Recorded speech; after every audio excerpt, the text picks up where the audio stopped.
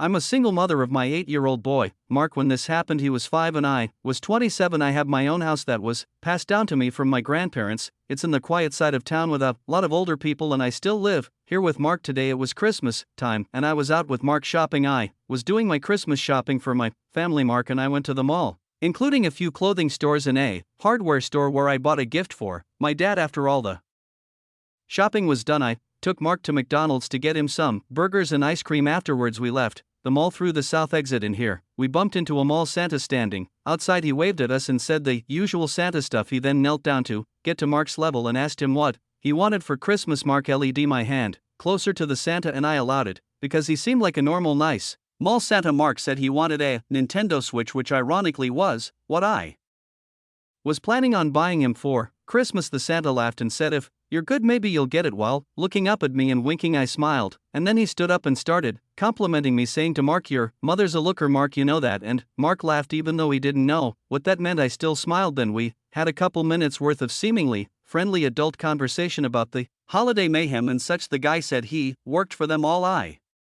regrettably mentioned the stress of being a single mom during Christmas is unfathomable, and that I made a joke about needing Santa's help. Then the Santa made what I thought was an innocent joke, saying, "Mark, have you ever heard the song I Saw Mommy Kissing Santa Claus?" And Mark shook his head yes. Then he leaned in towards me with his cheek, implying he wanted me to kiss his cheek. I was going to give him an innocent little peck on the fake beard, but as I leaned in, he turned his head and tried doing that old trick where he kisses you on the lips instead. I moved my face away in time. The way he did it was so creepy and aggressive too. He looked at me and started doing the Santa kind of laugh, but there was nothing jolly about it. I said, "Come on, Mark," and we started walking away. He yelled "Merry Christmas," and that was the last thing I heard him say. As we drove away past the back exit of the mall, I noticed he wasn't there in front of the entrance anymore. I wish I took that into consideration as to what may have happened next. We got home, and after bringing everything inside, I locked the door, and Mark and I started to watch a Christmas movie. Our wholesome time together was then interrupted. My doorbell rang. I wasn't expecting anyone, and it was late for any kind of door-to-door people. I told Mark to keep watching. As I went to go answer the door, I said, "Who is it?" Through the door, and a man's voice on the other side said, "It's Santa." My heart dropped. I said if consideration as to what may have happened next. We got home, and after bringing everything inside, I locked the door, and Mark and I started to watch a Christmas movie. Our wholesome time together was then interrupted. My doorbell rang. I wasn't expecting anyone, and it was late for any kind of door-to-door people. I told Mark to keep watching. As I went to go answer the door, I said, "Who is it?" Through the door, and a man's voice on the other side said, "It's Santa." My heart dropped. I said if yelling "Ho ho ho." He was probably out there watching me at that very moment. Looking out the window, I had no choice but to call the police and report that I was followed by a man dressed as Santa. I told Mark to keep watching the movie, and I spoke to the police outside. They took a report and were on their way. The police having come made me feel just a little better. A few nights later, though, my doorbell rang again around the same time, if not a little later. Mark was already asleep. Tonight I was in the living room watching a show. I turned off the TV and went upstairs to my room, which is connected to Mark's room. The doorbell didn't ring again, but I never went back downstairs that night. It wasn't until the next day when I was leaving the house that I found the note taped to my front door. It was typed out and printed. This is a picture of the note, and it said, "I'll just be blunt, I'm sure you can guess who this is. I didn't mean to scare you the other night. I just had a long shift, and when a pretty lady talks to you after pretending to be Santa for 6 hours, hormones kind of go crazy. You and your son are the cutest things ever, and I'd love to one day be a part of your family. You can't pretend you didn't feel the connection when we spoke the other night. I already know where you live now. I just need your number. Feel free to shoot me a text whenever, and maybe we can plan something one day. Sorry, I know this may seem creepy or a bit much, but I'm the kind of guy where if I see something I like, I go after it anyway. Happy holidays. If we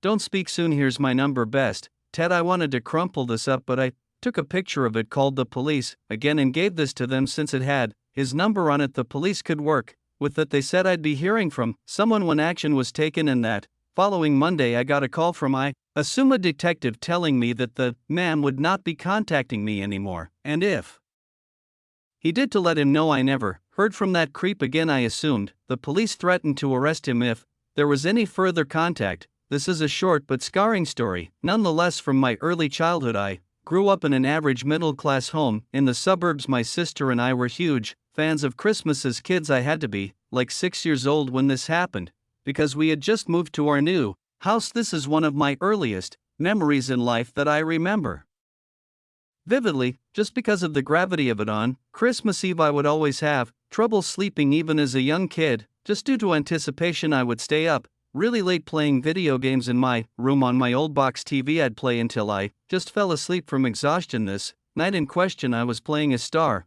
Wars game for the PS1, and when I had to go to the bathroom, I turned the volume down low and quietly snuck out of my room because I knew my mom would get mad if she heard me sneaking around. On Christmas Eve night, I snuck to the upstairs bathroom, and when I was done, I was quietly going back to my room when I heard the sound of the tree rustling around downstairs. My first instinct was to think Santa. I started tiptoeing down the stairs until I got to the bottom. The sound of the rustling pine needles was louder now. I peeked around the bottom wall of the stairway into the living room. There were no lights on except for someone holding a flashlight. I could see only the person's legs as they were bent over behind the tree. There was a black bag on the floor, and this random adult man came out from behind the tree and looked at me. He looked at me and put his pointer finger up to his mouth, and he made a shushing motion with his lips. He whispered, "Yes, I'm Santa." I was old enough and smart enough to know that wasn't what the Santa I grew up knowing looked like. I started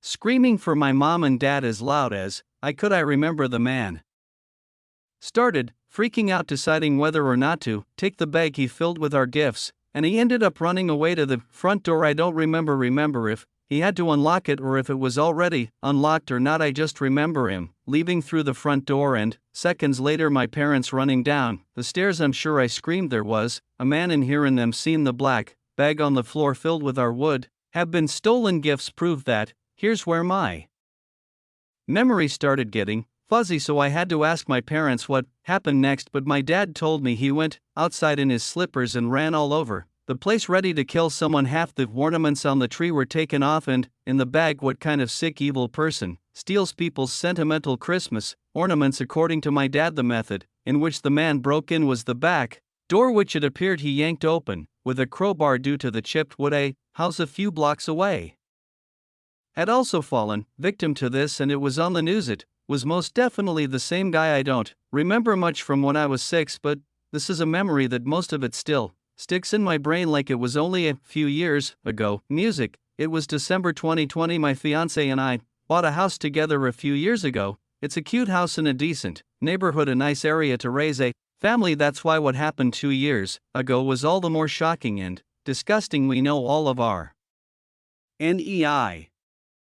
neighbors, both our next door neighbors and the 3 closest neighbors across the street. Everyone is friendly enough, but you truly never know the skeletons hidden in someone's closet. Or neighbor Paul to the right always seemed nice the few times we'd speak, but he never really spoke too much. I'd see him outside almost every day, either coming or leaving for, I'm assuming, work, though I never knew what he did for a living. At this time, I hadn't seen the guy in a few days, and his car hadn't moved from his driveway. Obviously, that in of itself isn't any cause for alarm. All the neighbors, including Paul, had their lights up already. I found it interesting how Paul, a single man in his 40s, would put lights up. I actually found it kind of nice. I was late to the party, putting my Christmas lights and decorations up outside one night. While doing so, I noticed Paul's Christmas lights out of nowhere started flickering like crazy, all of them, not just one strip of lights.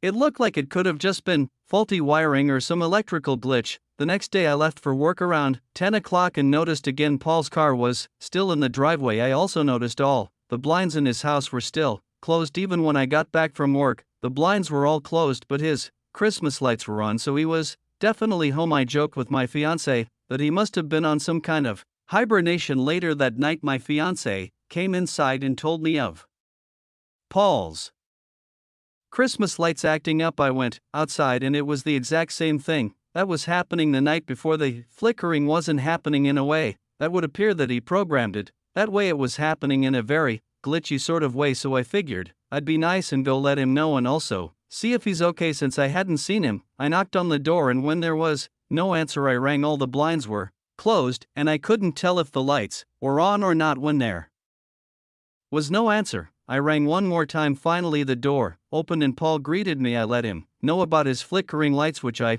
just noticed weren't flickering anymore. I promised him I wasn't making it up. He said he wasn't aware of that and thanked me. I asked if he was alright as I hadn't seen him in a while. He said he was just feeling under the weather. He was acting a bit off. Then I heard something from inside the house. At first, I thought I was imagining it, but it sounded like a child screaming for help. Paul didn't have any kids. I was about to ask him, "Did you hear that?" but on the spot I decided not to. I said goodbye and walked back to my house. Then I told my fiancée to call the police. Right now I think Paul has a child in his house. Her reaction was literally, "What did you say?" I said, "I think Paul kidnapped a child." So I called the police and said, "I think I heard a child screaming inside my neighbor's house." My neighbor, who doesn't have kids and hasn't been leaving his house the past week or two, I asked to keep who made the call anonymous, though I knew Paul wouldn't be so stupid as to not know it was me who made the call. Sure enough, the police arrived and entered his house on an XI, and when I heard what they found, I was appalled. There was a young boy locked in the basement. He had been locked down there for 4 days. The boy had been kidnapped from a completely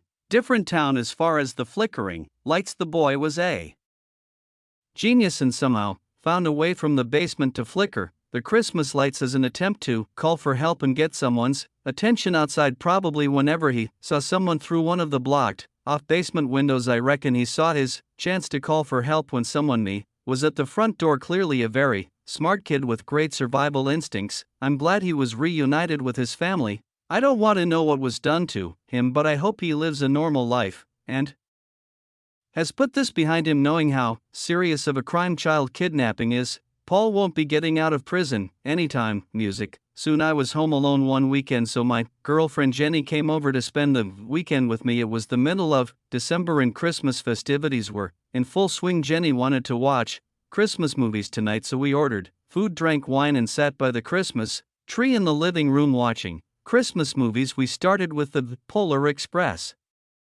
Then we started watching Elf. We ran out of wine, so I decided I'd run to the liquor store down the block to get more. It would only take 10 minutes anyway. It was a Saturday night, so they were open later. The usual cashier was working, and I got stuck in a conversation with him like I always do whenever I go there. Mid-conversation with him, I felt my phone vibrating in my pocket. I checked my phone to see who was Jenny. I interrupted the cashier saying, "One sissy," and I picked up. Jenny sounded scared, saying she keeps hearing noises from below the living room. That would mean the crawl space. I told her it's fine, there's nothing down there. She asked me to stay on the phone with her until I got back, so I did. I walked a 5-minute walk back home, and Jenny was still on the couch. She had the movie paw, still saying that she was listening for sounds. When I asked her if she heard any other sounds, she said no. She asked what if there's an animal down there. I told her that's not possible.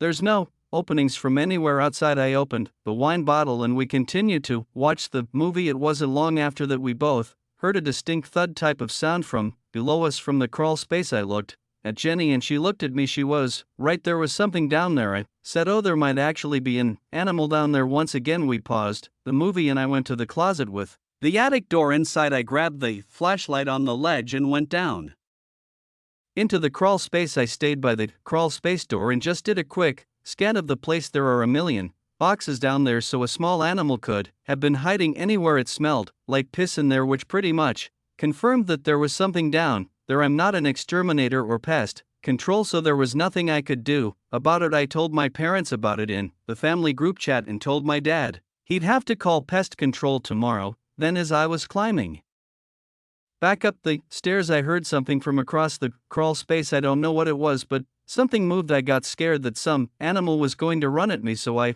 hurried up the stairs and shut the door. There wasn't much else we could do now, except just go back to the living room and finished watching the movie. After Elf ended, we went to my room and eventually went to sleep. I woke up in the middle of the night having to pee really badly, and with a throbbing headache I got up to calm her down, but I was scared shitless myself. I did hear footsteps walk away from the door, and so I called 911. Waiting for the cops felt like a millennium. All I know was when the cops got here, there was no one else in this house. Whoever it was left the smell of piss in the crawl space. Wasn't my imagination. There was literally a puddle of that person's piss on the ground, which is pretty disturbing because that would suggest that he had been down there for a while there was likely a homeless squatter that didn't make it any less horrifying. My family didn't even believe it at first. I've never forgotten to lock the door ever.